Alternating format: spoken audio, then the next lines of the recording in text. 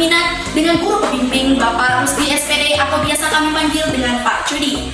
Kami dari kelompok infiltrasi yang beranggotakan 5 orang masing-masing bekerja sama untuk menyelesaikan tugas dengan judul proses terjadinya hujan atau biasa kita sebut dengan siklus hidrologi.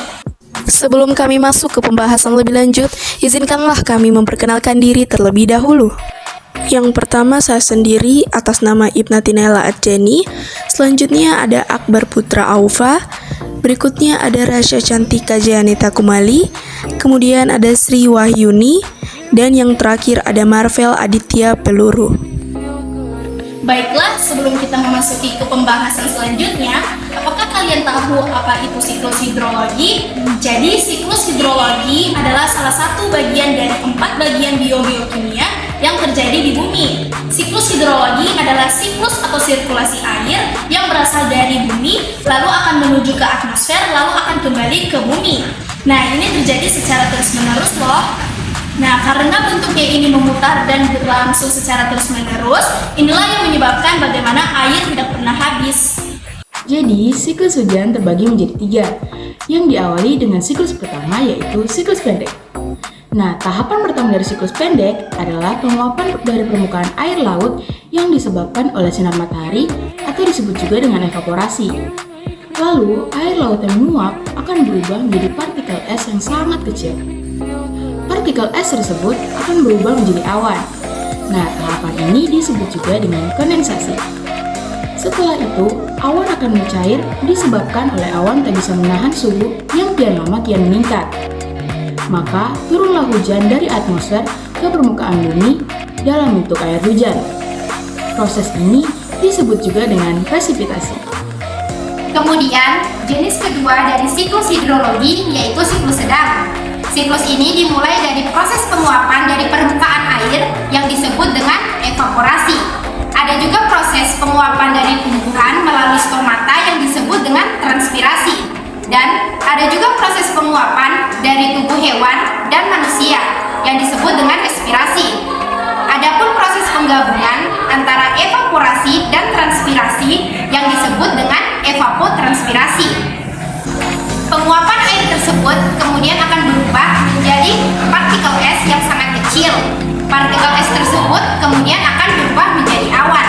Tahapan ini disebut dengan kondensasi. Awan kemudian akan berpindah dari lautan menuju ke daratan.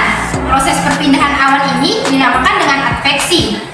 Awan kemudian akan mencair karena tidak mampu menahan suhu yang kian lama kian meningkat. Proses mencairnya awan ini dinamakan dengan presipitasi.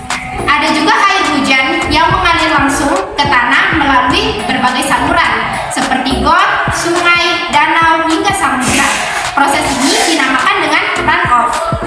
Adapun air hujan yang langsung meresap ke dalam tanah melalui pori-pori tanah. Proses perembesan ini dinamakan dengan infiltrasi. Dan air hujan tersebut kemudian akan lebih masuk ke dalam tanah sehingga menjadi air tanah. Proses ini dinamakan dengan perkolasi. Kemudian, jenis ketiga dalam siklus hidrologi adalah siklus panjang. Nah, tahapan pertama dalam siklus panjang adalah proses evaporasi.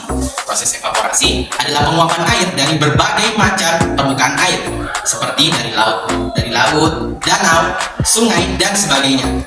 Kemudian ada proses penguapan air lain yang disebut sebagai proses transpirasi, yaitu proses penguapan air dari tumbuhan. Namun, ada saat di mana kedua proses tersebut mengalami penggabungan yang disebut sebagai proses evapotranspirasi. Nah, masih ada satu lagi jenis proses penguapan air, yaitu proses respirasi, yang dimana berasal dari penguapan air pada tubuh hewan dan tubuh manusia. Kemudian kita lanjut lagi ke proses kondensasi. Jadi, air-air yang menguap tadi akan berubah menjadi partikel es yang sangat kecil dan berkumpul menjadi awan yang akan menghasilkan hujan. Setelah itu kita lanjut lagi ke proses adveksi, yaitu di mana awannya akan berpindah dari tempat terbentuknya awan tersebut menuju ke dataran rendah hingga ke dataran tinggi. Kemudian lanjut lagi ke proses presipitasi, yang dimana partikel es yang berada pada awan tersebut akan mencair dikarenakan suhu yang kian lama makin meningkat, dan partikel tersebut akan jatuh sebagai butiran-butiran air di atas permukaan bumi. Nah, perbedaan siklus panjang dengan siklus sedang adalah saat awan mencapai tempat yang lebih tinggi lagi. yang dimana memiliki suhu kurang dari 0 derajat Celcius, yang biasanya berada pada puncak gunung yang memiliki tinggi kurang lebih sekitar 3000 mdpl atau sekitar 3000 meter di atas permukaan laut. Maka butiran-butiran air tersebut akan jatuh sebagai hujan es atau hujan salju, seperti yang terjadi di puncak pegunungan Jayawijaya, Papua. Kemudian proses runoff. Proses ini terjadi saat air-air yang telah sampai ke permukaan bumi tadi menuju ke daerah yang lebih rendah melalui berbagai saluran, seperti sungai, waduk, danau, hingga mencapai laut atau samudra. Kemudian saya akan lanjut ke materi infiltrasi. Nah, materi infiltrasi ini adalah salah satu materi favorit saya. Kenapa? Karena infiltrasi adalah nama dari kelompok kami, yaitu kelompok infiltrasi. Maka dari itu saya akan lanjut ke penjelasannya. Infiltrasi adalah proses di mana curah hujan atau butiran air meresap ke dalam tanah. Kemudian akan diresap oleh tanah dan bergerak di dalam tanah melalui ruang pori-pori dan letakkan di antara batuan-batuan di dalam permukaan tanah. Sebagian besar air dari salju yang mencair dan hujan yang tidak masuk ke saluran-saluran air seperti sungai, danau, dan sebagainya itu akhirnya akan mengalami proses infiltrasi ini. Kemudian akan dilanjutkan dengan proses perkolasi, yaitu saat air-air tersebut meresap lebih jauh ke dalam lapisan-lapisan tanah hingga terkumpul menjadi air tanah atau yang biasa kita sebut sebagai mata air.